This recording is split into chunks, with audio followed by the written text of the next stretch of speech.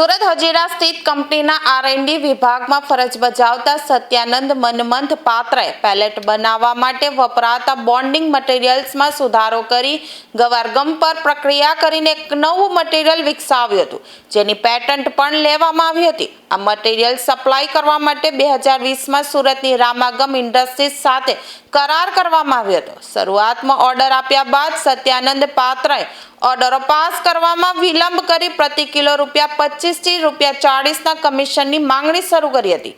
રામાગમે મોટો ખર્ચ કર્યો હોવાથી અનિચ્છનીય સમિતિ આપી હતી.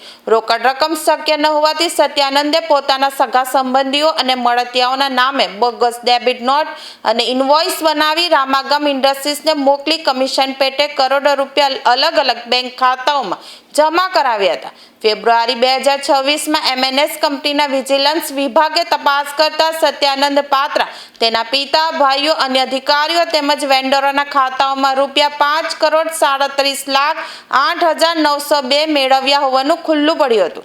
હજીરા પોલીસ ફરિયાદના આધારે મુખ્ય સૂત્રધાર સત્યાનંદ પાત્રા, તેના પિતા મનમંથ પાત્રા, ભાઈઓ સત્યશીબા અને સત્યવ્રત પિતરાઈ, અજય પાત્રા, સહકર્મચારીઓ તથા થર્ડ પાર્ટી વર્કરો સહિત 18 જણા સામે છેતરપિંડી અને કાવતરાનો ગુનો નોંધી આગળની તપાસ ઇકો સેલના મદદનીશ પોલીસ કમિશનર GS સરવૈયાએ શરૂ કરી છે.